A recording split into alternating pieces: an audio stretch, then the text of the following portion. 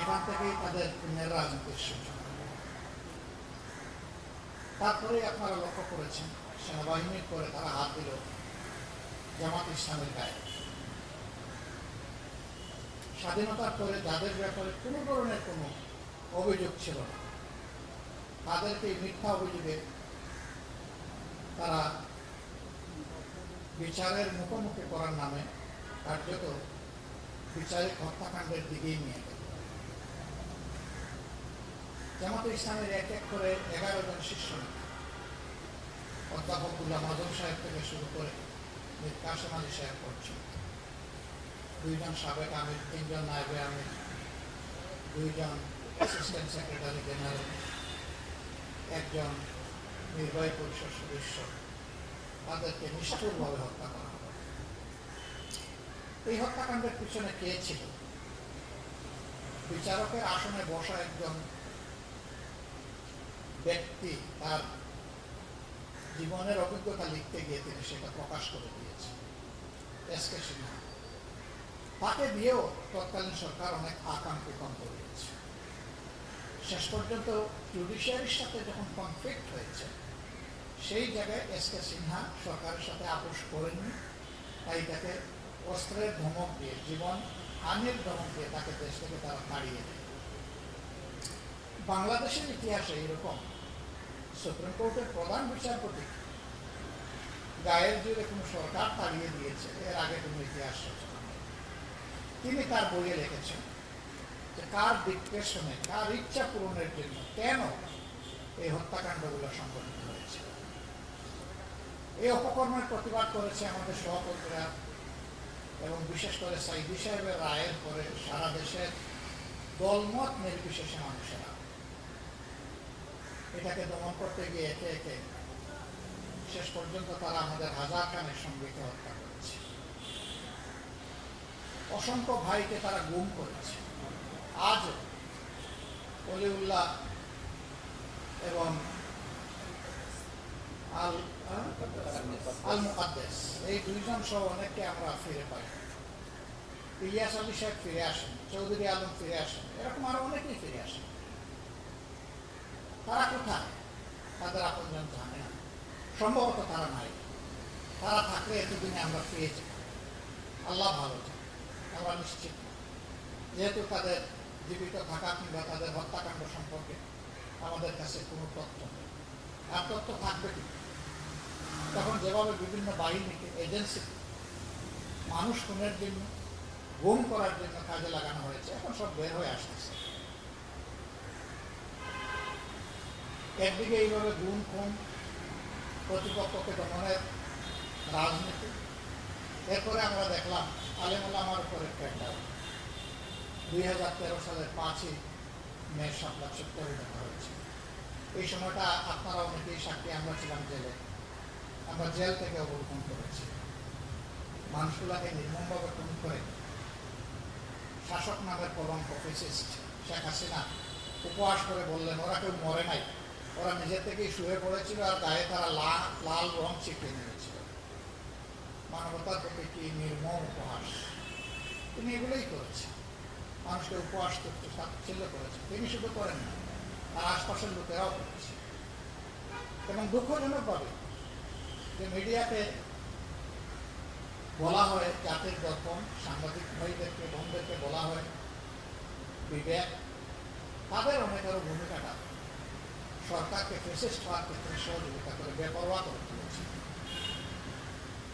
একদিকে দলীয় কর্মীদের বাবা, আরেকদিকে মিডিয়া জগৎ থেকে তার সমর্থন, এই দুইটা মিলে একটা ভয়ঙ্কর রূপ নিয়েছে।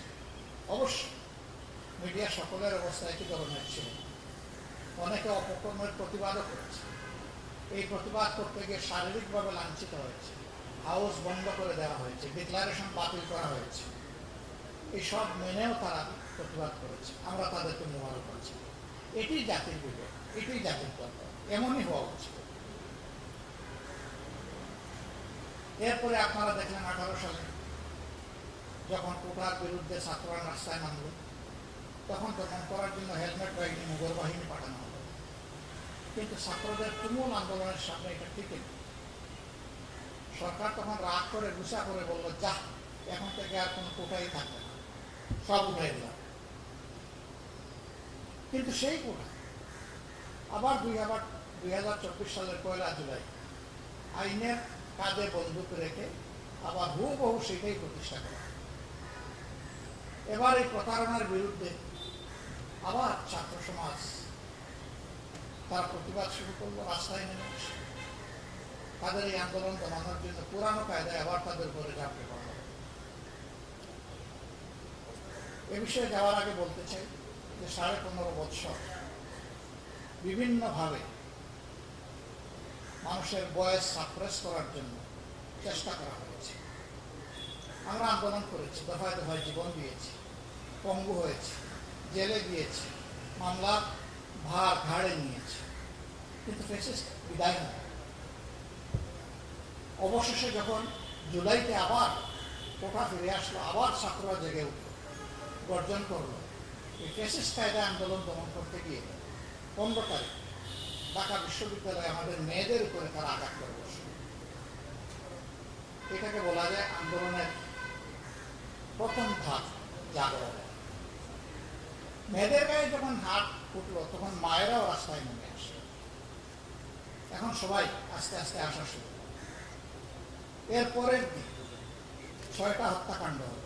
শুরু হয়েছিল রংপুর বেগম রোকেয়া বিশ্ববিদ্যালয়ের মেধাবী ছাত্র, আমাদের বিপ্লবের আইকন আবু সাইদকে। সে ডানা পেটে বুকে গুলি নিয়েছে, কিন্তু অন্যায়ের সামনে মাথা নত। পরপর 3টা গুলি করে দুনিয়া থেকে তাকে বিদায় করা হয়েছে। ঢাকায় 2 জনকে হত্যা করা হলো, চট্টগ্রামে 3 জনকে হত্যা করা হলো।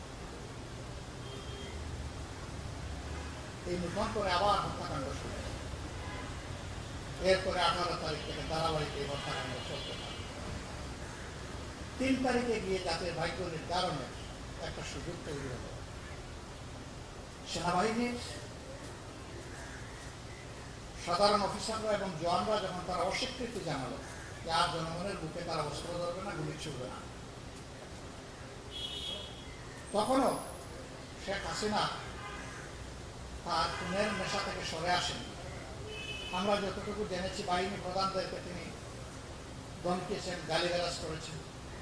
তারা বলেছে এখন যদি অস্ত্র ধরি লাখো মানুষের জীবন চলবে। তিনি নাকি বলেছিলেন যত লাখ ঝরুক ঝরাই দাও, এদেরকে গড়ে ফিরাই দাও। তারা রাজি হয়।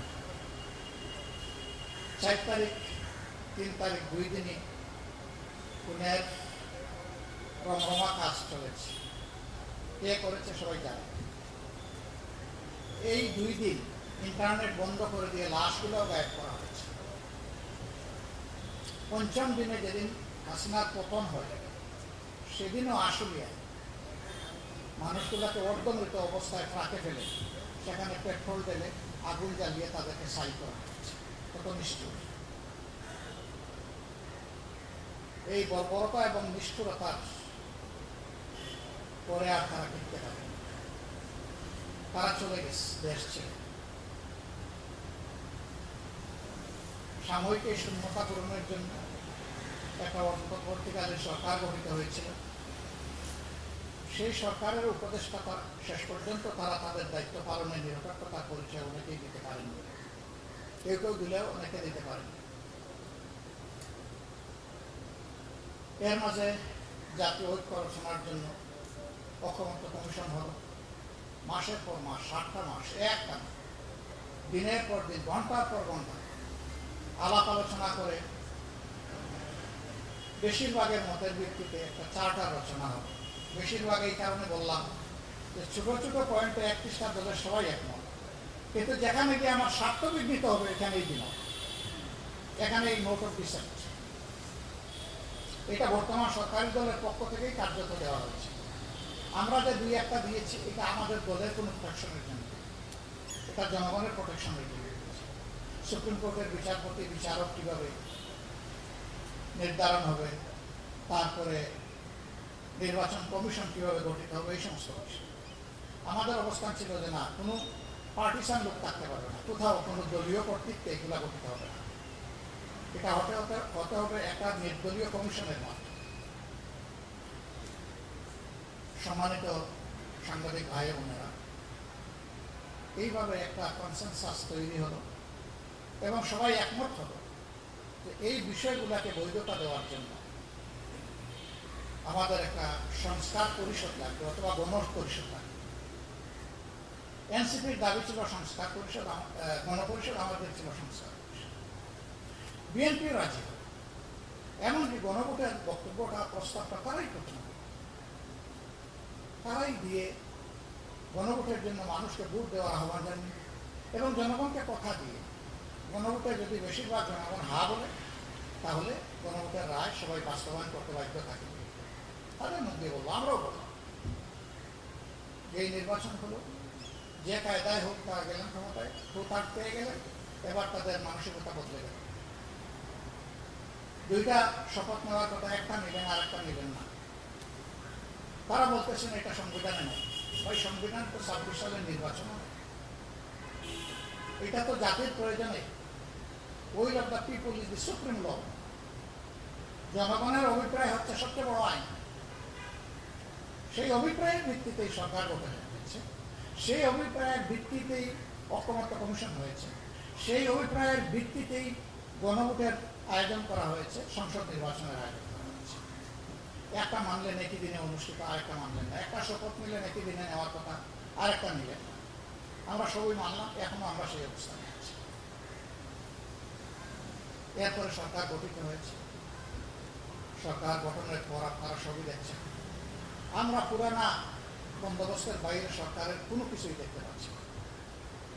কি দেখছি? কয়েকটা কার্ড বিতরণ দেখেছি, তাও নিজস্ব লোকদের মধ্যেই ম্যাক্সিমাম।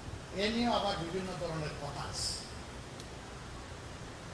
কিন্তু সেই চাঁদাবাজি আগের চাইতে বেশি, সেই দুর্নীতি আগের চাইতে বেশি, সেই দলীয়করণ আগের চেয়ে বেশি।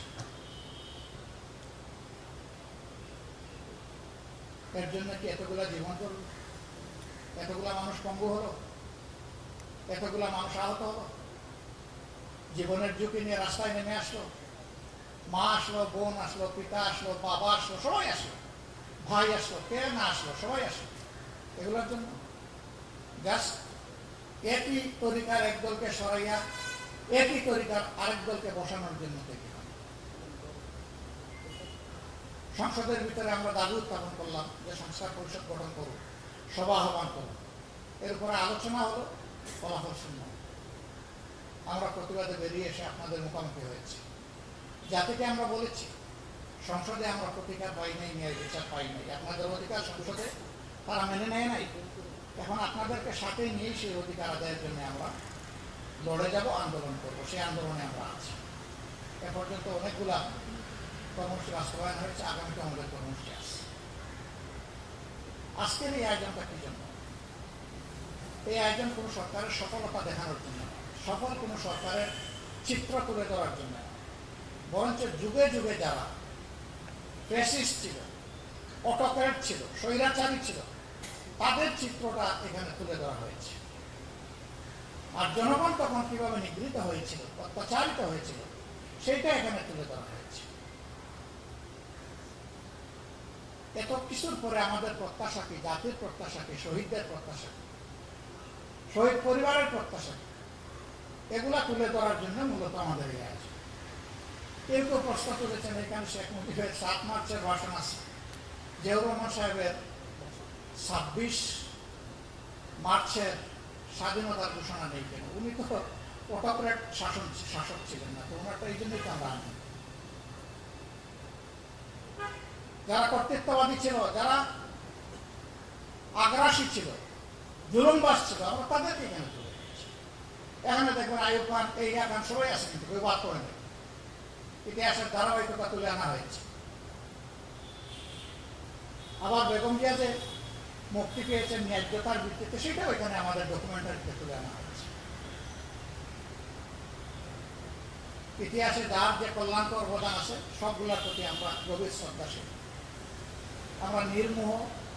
এই ব্যাপারে আমরা অবশ্যই বাস্তববাদী। প্রিয় সম্মানিত সাংবাদিক বন্ধুগণ, আমরা এই বিষয়গুলো তুলে ধরার উদ্দেশ্য হচ্ছে যাদের উপর জাতির এখন দায়িত্ব আছে তারা যেন তাদের দায়িত্বকে উপলব্ধি করে এবং জাতির প্রত্যাশার আলোকে যেন দেশ পরিচালনা করে। আর উদ্দেশ্য হচ্ছে জনগণকে সচেতন রাখা যে আমাদের অধিকার যদি কেউ কেড়ে নিতে চায় তাহলে যেভাবে জীবন দিয়ে অতীতে দফায় দফায় এই দেশের সূর্য সন্তানেরা বীরেরা তাদের অধিকার আদায়ের জন্য জনগণের অধিকার আদায়ের জন্য লড়ে গেছে, আমাদেরকে সেই লড়াইয়ের জন্য নতুন করে প্রস্তুতি নিতে হবে। আমাদের আয়োজনের এটাই বার্তা। আপনারা এসেছেন, আমাদের বার্তা হচ্ছে যেহেতু জুলাইয়ের আকাঙ্ক্ষা পূরণ হয়েছে কাজে জুলাই শেষ হয়। জুলাই সেদিনই একটা ভালো পরিসমাপ্তি পাবে যেদিন জনগণের অধিকার নিশ্চিত হবে। যে জন্য এই আন্দোলনগুলো হয়েছিল, যে প্রত্যাশা নিয়ে আকাঙ্ক্ষা নিয়ে, এটা যখন পূরণ হবে জুলাই সেদিন সার্থকতা হবে। আর আমরা লিখবো না যে জুলাই শেষ হয়। সবাইকে ধন্যবাদ। আমাদের জন্য দোয়া করবেন, আমরা যেন জাতির সাথেই থাকি, আমরা যেন ওই যে স্লোগান আছে না, জনতা না ক্ষমতা, আমরা যেন ক্ষমতার লোভে অন্ধ না হই, বরঞ্চ আমরা যেন জনতার হয়ে থাকতে পারি, দেশ সেবার সুযোগ পেলেও যেন জনতাকে সম্মান এবং শ্রদ্ধা করতে পারি। আপনারা দোয়া করবেন। সবাইকে ধন্যবাদ। আসসালামু আলাইকুম ওয়া রাহমাতুল্লাহ। আজকে অনেক কূটনীতিবিদ এসেছেন, যদিও তাদের ছুটির দিন, আবার তাদের সামার ভ্যাকেশন চলতেছে, অনেকে দেশেও নেই, কিন্তু যারাই এসেছেন আমরা তাদেরকে ধন্যবাদ জানাই। তারা অনেকে গুরুত্বপূর্ণ রিমার্কস সেখানে লিখে গেছেন। আপনারা এসেছেন, আপনারাও যদি রিমার্কস লিখতে চান, চিঠি ড্রপ করতে চান, আপনাদের জন্য এটা ওপেন আছে। আজকে এতটুকুই। আমার আরেকটা কর্মসূচিতে অংশগ্রহণ করতে হবে। আমরা আজকে বসছি, এই নিয়ে আমরা আজকে সন্ধ্যায় বসছি। আমরা আজকে সন্ধ্যায় আশা করি একটা কনক্লুশনে বসবো দলীয়ভাবে। তবে যেহেতু আমরা 11 দলের ভিত্তিতে চলছি, আমরা সিদ্ধান্তটা ফাইনাল করবো 11 দলের ব্যানারে ইনশাল্লাহ। আপনারা জানবেন, 1-2 দিনের ভিতরে জানবেন ইনশাল্লাহ। আমাদের অবস্থান স্পষ্ট হয়ে যাবে। আসসালামু আলাইকুম।